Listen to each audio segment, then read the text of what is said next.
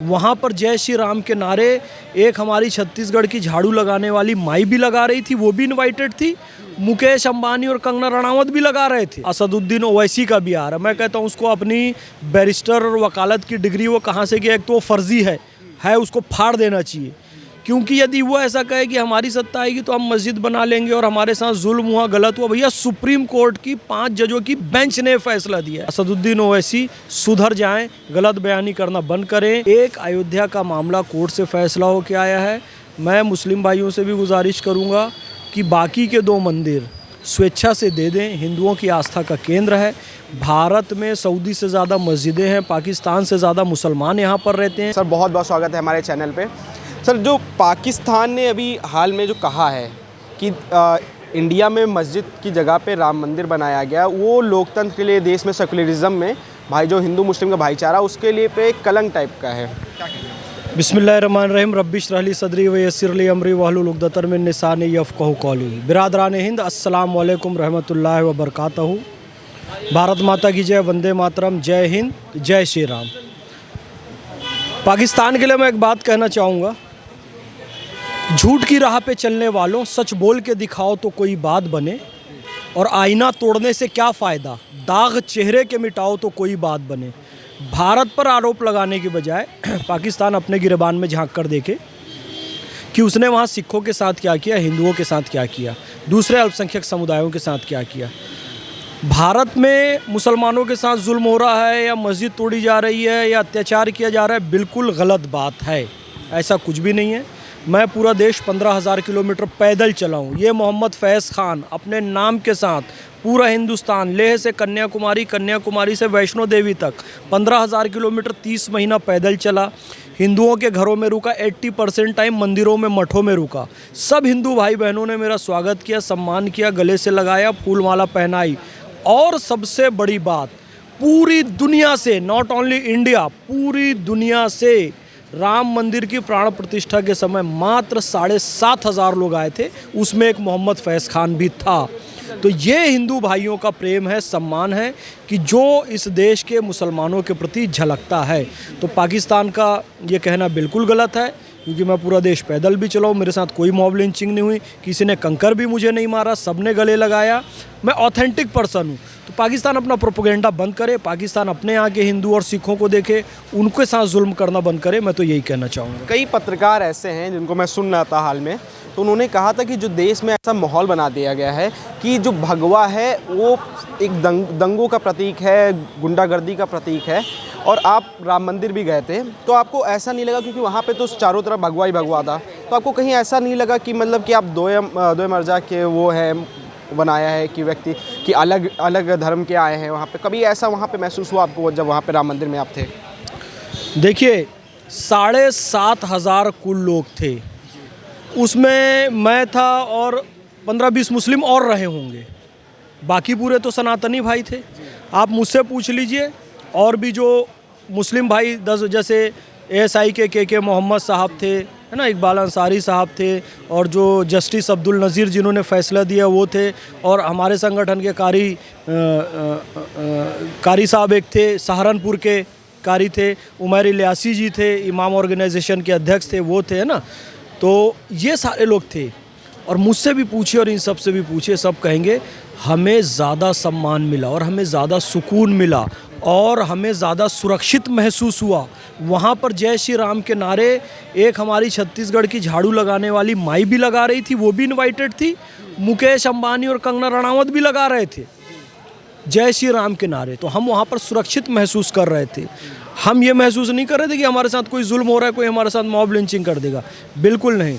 और मुझे सबसे अच्छा उदाहरण वहाँ पे देखने मिला, मुकेश अंबानी जी जिस प्लास्टिक की चेयर में बैठे हुए थे, मोहम्मद फैज़ खान भी उसी प्लास्टिक की चेयर में बैठा था। किसी के लिए विशेष सोफ़ा नहीं था। जैसा धक्का मुक्की करते हुए कैटरीना कैफ और विक्की कौशल और आलिया भट्ट घुस रहे थे, वैसा ही धक्का मुक्की करते हुए हम भी घुसे। यानी कि वहाँ किसी के लिए कोई विशेष अरेंजमेंट नहीं था। राम जी के दरबार में सब बराबर, एक झाड़ू लगाने वाली माई, मुकेश अंबानी, अनिल अंबानी, मोहम्मद फैज़ खान, सब बराबर थे। असुरक्षित महसूस करने का तो सवाल ही नहीं उठता है, बल्कि हम वहाँ दुनिया की सबसे ज़्यादा सुरक्षित जगह में अपने आप को सुरक्षित और प्रेम में महसूस कर रहे थे। बाबरी मस्जिद की जगह राम मंदिर बना, जो विवादित ढांचा था, तो कई मुसलमान ये भी कहते हैं कि जो बना है कानून के ख़िलाफ़ है, अल्लाह के कानून के ख़िलाफ़ बनाया गया है, वहाँ पे नहीं होना चाहिए था। जब हमारी हुकूमत आएगी तब हम उसको तोड़ के वहाँ पे फिर एक मस्जिद बना देंगे। देखिए, ये वैसे बहुत सारे स्टेटमेंट आ रहे हैं, कुछ नासमझ लोगों के आ रहे हैं और कुछ अपने आप को समझदार कहने वाले।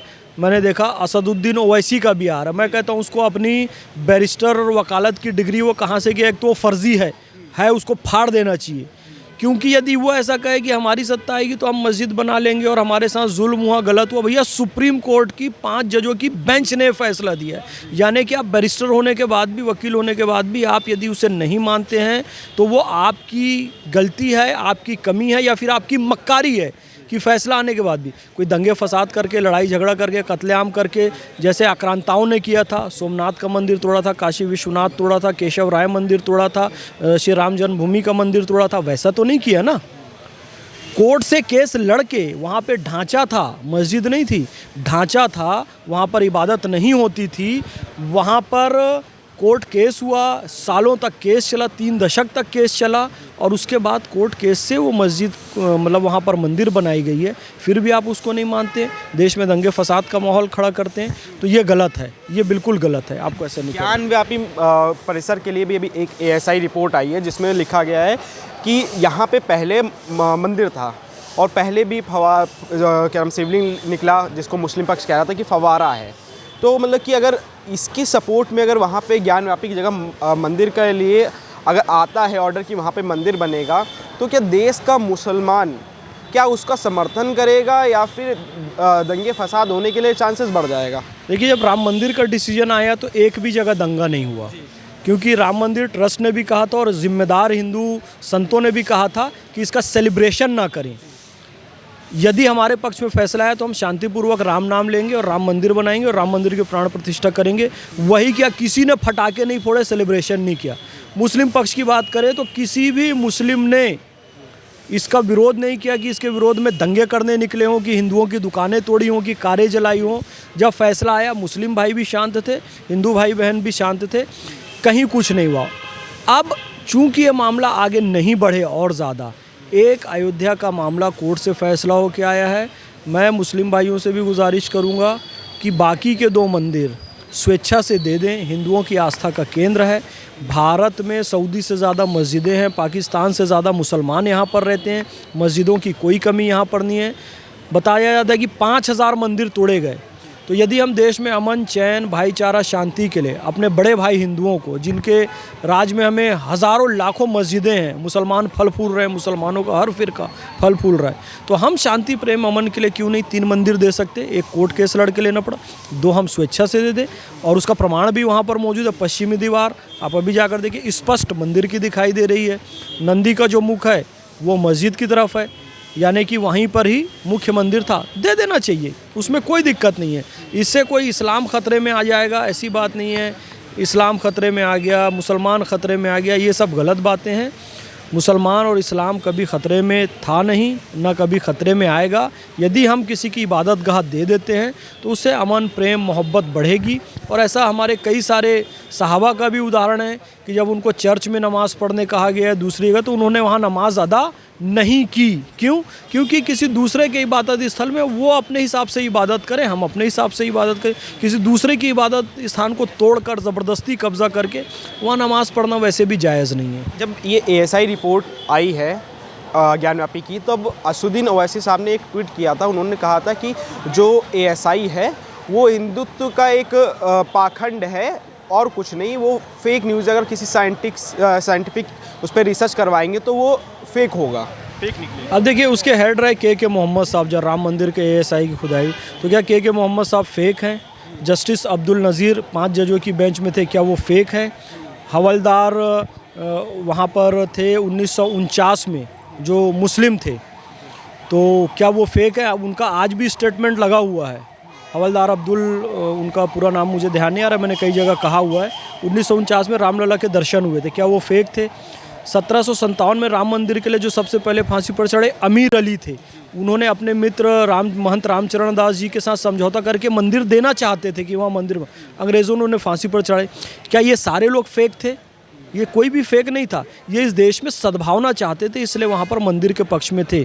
एएसआई को फेक बताना उनके फेक होने का खुद प्रमाण है असदुद्दीन ओवैसी के, क्योंकि ये वो पार्टी है कि 1947 में इन्होंने हैदराबाद को पाकिस्तान से मिलाने की वकालत की थी। एक आर्मी बनाई थी रज़ाकारों की, हैदराबाद में हिंदुओं का कत्लेआम किया था और ये कहा था हैदराबाद को हम पाकिस्तान में मिलाना चाहते हैं। उस समय भी वो हैदराबाद को तोड़कर पाकिस्तान के साथ जाना चाहते थे। आज भी देश में अमन, चैन, शांति, भाईचारे से कोई काम हो रहा है तो वो फिर से देश को तोड़ने की बात कर रहे हैं। असदुद्दीन ओवैसी सुधर जाएं, गलत बयानी करना बंद करें। ASI archaeological survey of India एक निष्पक्ष संस्था है, सुप्रीम कोर्ट एक निष्पक्ष संस्था है, यूपीएससी एक निष्पक्ष संस्था है। इसकी विश्वसनीयता पर प्रश्न चिन्ह ना लगाएं।